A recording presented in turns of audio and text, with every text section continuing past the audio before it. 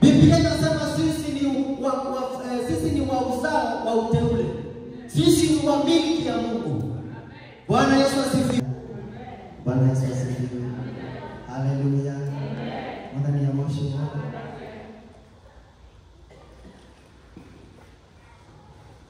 Tunaweza kosa kusoma vitabu vingi, lakini nitataja vitabu vingi.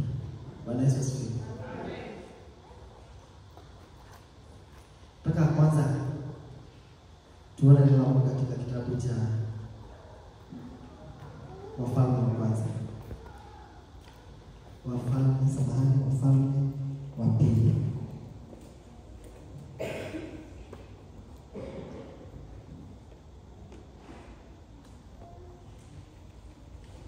Saba.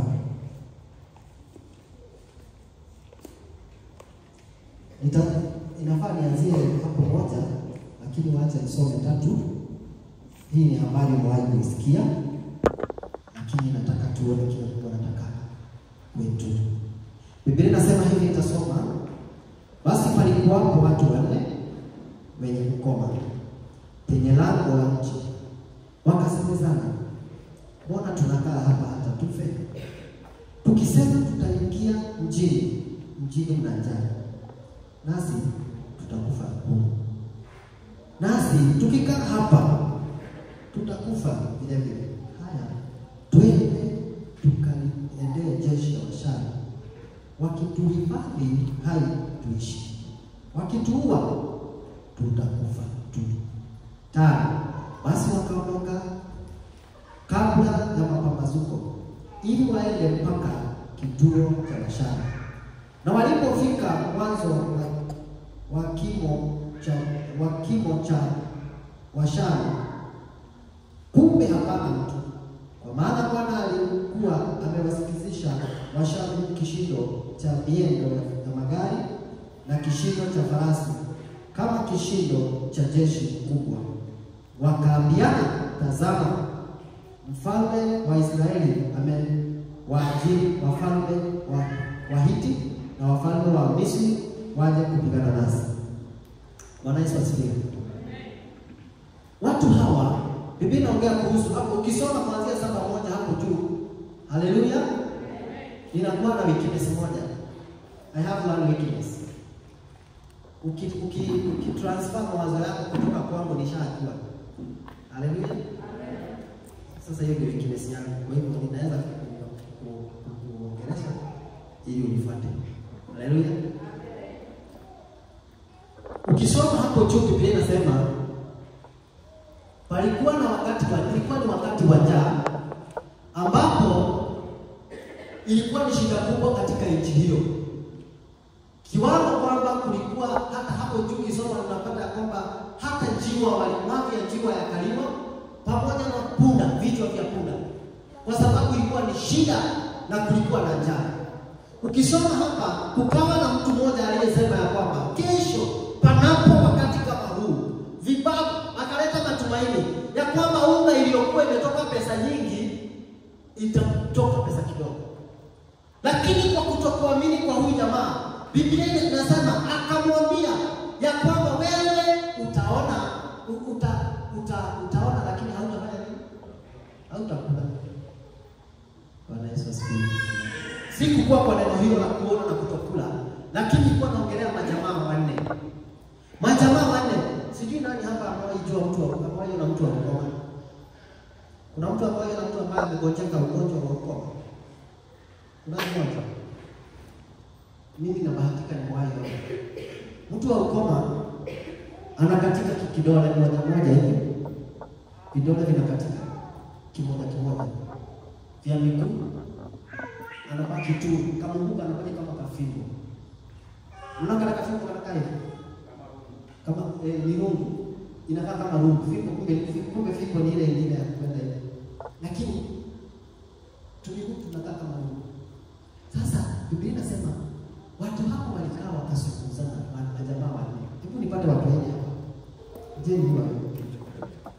Lakini nashukuru Mungu nini hakuna ukoma. Hili ndio watu mmoja. Ninatazama hawa watu wanne. Majamaa wanne hawa. si kweli? Kama mashujaa. Mimi nasema wakaangaliana. Ujue kitu ya kwanza, hawana viatu. Hawana viatu. Hawana miguu. Wako na vifu. Hizo zinaitwa rungu. Wako na marungu kwa miguu. Marungu zimeshika hizi. Mnaona? Sasa hata wajasimama street kama hawa. Maana acha nikwambie, kama kuna Mungu anaumba, aliumba mtu vizuri sana. Unajua kwa nini unaweza kukimbia? Ujue sio mguu inafanya ukimbie. Vidole ndio inafanyanga hivi wakati unaenda. Ni vizuri kufikiria mambo mengine. Unaona wakati nimeanza kutembea hivi, vidole zangu ndio zinafanya hivi ndio mguu yangu kukuja. Kama hujajua umejua leo. Watu hawa hawakuwa na vidole. Lakini wakaambiana, licha ya madhaifu yetu, licha ya vile tulivyo sisi, lazima tufikirie. Sawa, hatuna miguu. Jambo la pili, walikuwa na shida nyingine.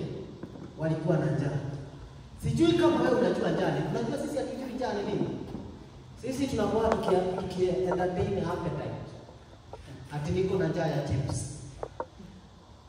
Njaa ni kusema, uliwahi ona siku moja kwa TV, ng'ombe anakula cattle box.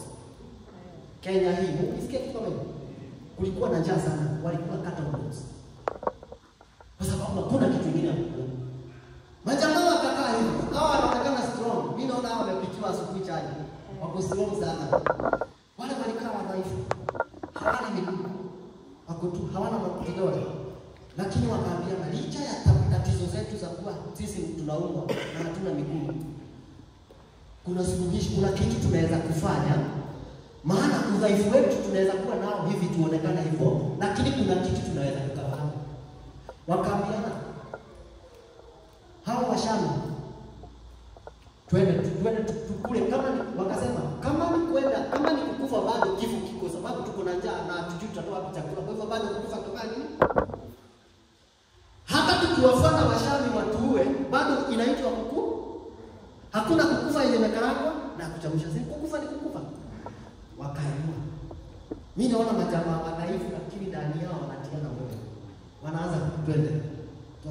Tembea kama watu hawana miguu yake. Tembea kama mtu mwenye. Wakatembea hivyo. Au tembea kama mtu ana shida bwana. Unakaa kama unatembea kama tajiri. Wakatembea. Na walipofika, Biblia inasema hivi, walipofika kwenye kambi, walipofika pale na tufiko yao, kumbe Washami walikuwa mbele kidogo. Na unajua, tunasomea kitu, sasa mnaweza keti. Endeleeni kushika picha hiyo. Lakini bado safari inaendelea. Nimewambia waketi, lakini safari inafanya nini? Inaendelea. Biblia inasema hivi. Hapa chini, ukisoma mstari wa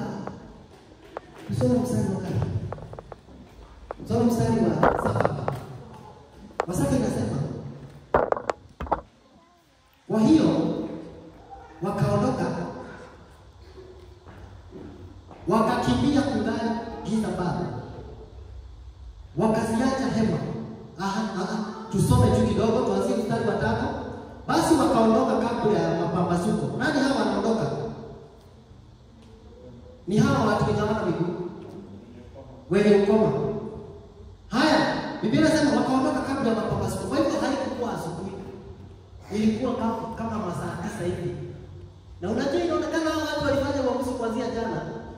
Lakini baadaye waliondoka kabla ya nini?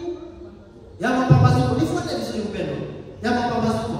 Na Biblia inasema hivi, ili waende mpaka kituo cha Washami. Usikia sasa. Na walipofika mwanzo wa kimo cha Washami, kumbe hapana mtu. Walijua kwenye wanaenda, sasa si bado kwa mwanzo wengi mnaona wanatembea. Walienda wakijua ya kwamba kule kwenye wanaenda kufika kuna watu na wanaenda kuwaua. Lakini walipofika wakawapata hakuna mtu kwenye kituo. Haleluya. Bwana Yesu asifiwe. Mpendwa, ukijijua wewe ni nani na ukijijua umebeba nani, hautaona kumzika. Amina. Hapo hujanipata vizuri. Nasema when you know who you are, you will never die. Hautaona kifo cha leo. Utasema kama Daudi ya kwamba sitakufa lakini nitaishi, nitameza fadhili za Bwana. Watu hao walipofika pale, Biblia inasema ya kwamba walipofika kwenye kitu wakakosa kila kitu.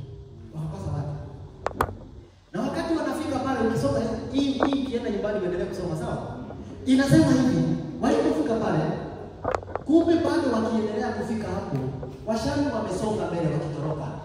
Maana walisema ya kwamba mfalme ameamua wafalme fulani na fulani mwenye tutakisomea akuje apigane na sisi. Kumbe Bwana Yesu asifiwe. Amen. Unajua Mungu anaweza kuna kitu kinaitwa amplify. Unaona ile microphone imeshika? Kama siku tunasikia ni kitu iko amplified. Ndio inainua sauti yangu hata kama sauti yangu inakuwa chini. Nataka niseme hivi. Walipoenda Biblia inasema wale wakasikia jeshi linakuja. Na unajua jeshi ni nani? Sasa watu wanne wenye njaa wana shida moja. Njaa, shida ya pili hawana miguu ama niseme hawana miguu. Hata vya mikono hapo. Lakini wanaenda, Biblia inasema Mungu akasikizisha miguu yao kama farasi, kama miguu ya wanajeshi waliobebwa na farasi, wanakuja kuangamiza. Siku hii ya leo, udhaifu wako Mungu ataongeza nguvu na adui yako atasikia ni kana kwamba ni adui anakuja kumkimbiza. Na atakapotoroka, hapo ndipo Mungu ataleta baraka zake. Jina la Bwana libarikiwe. Ndugu, nikiwa mdogo, nikitoshana godi kuja. Godi kimbia Bwana. Wewe uko na miguu. Wewe uko na darasa gani? Mimi nilikuwa 5. Bwana Yesu asifiwe. Nilikuwa 5. Wakati nilikuwa class 5. Nilikuwa naomba. Siku hiyo nilijaza Roho Mtakatifu. Nikiwa class 5 kama sitatoshana. Na kitu moja ilifanya, nilisoma neno lenye linasema na mtapokea nguvu atakapoachia Roho Mtakatifu, na hapo ndipo mtakapokuweza kuondoka, mtoke Yerusalemu, mwende Judea, mwende Samaria. Nikasema hivi, nasema hivi, tulifundishwa kwamba Roho akija ndani yako, hata wewe kama unaonekana dhaifu, utapata nguvu. Sasa mimi mwalimu wangu akanifundisha, na hivyo nilifurahi sana nilipoona kuna mwalimu kwa kanisa hili. Na hiyo kama kuna huduma ambayo ni ya ajabu, ni hiyo. Mimi nakumbuka Mama John vile alifundisha nikiwa mdogo Mkogoni. Sasa hivi naona watu watakumbuka dada Hana kwa sababu ya kazi yake. Anaweza sahau kwa pastor, lakini anakumbuka mwalimu wake wa Sunday school. Mwalimu wa Sunday school akatuambia hakuna kuongeza kajaza Roho Mtakatifu. Ni mwenye kiu. Bwana Yesu asifiwe. Ni mwenye anatamani hilo. Sasa nikiwa mdogo kama Godi, nilipojaza Roho Mtakatifu, tukiwa na rafiki yangu anaitwa Pastor, saizi ni Pastor Nairobi, anaitwa Wilfred Gitau, Mama Shiwa na Mchungu. Tulikuwa tunaendana na yeye maombi, tukiwa watoto hivyo wadogo. Na kwa sababu tulijaza Roho Mtakatifu siku moja ya Jumapili asubuhi, tukaambiana si Mungu ametujaza. Tulikuwa tunaenda kwa wale wengine yule Sunday school, wale wengine tunaenda tunaingia. Tulikuwa junior hivi, tulikuwa tunaitwa Joy Club. Yetu ilikuwa inaitwa Joy Club. Tukaenda Joy Club. Tukawaambia hata nyinyi mnaweza jaza Roho Mtakatifu. Sasa tukaambiana na rafiki yangu Gitau. Na hapo nashukuru Mungu, simuona vile pekee natosha. Amesema kwa sababu. Kwa hivyo mwili wangu ulikuwa kama hiyo. Lakini nina kitu ninasikia ndani yangu. Ninaanza tukiwa na wili, tunawaambia tutawaombea Roho Mtakatifu. Na mtajaza. Tukaenda na kumbuka wili alikuwa hivyo mpaka leo naikumbuka kwa shida za pia. Najua Mungu anasema moto moto moto moto umewaka, moto moto moto moto umewaka, kama siku ya Pentekoste moto umewaka. Tulipoona hivyo na nimshirika tulikuwa hao jojo wengi tukiwa pale tunaimba hiyo wimbo, alafu tunaambia watu vile tulisikia vizuri, alafu ilikuwa ni Sunday asubuhi, tulijaza asubuhi hapa kabla wazazi walikuwa wanakujanga saa 4, sisi tunaingia masaa nyingine Sunday school, kanisa ilikuwa ndogo. Tulipokutana pale walitamani hiyo. Jamani, sio sisi tuliwajaza tukiwa na wili, lakini Mungu mwenyewe alijaza.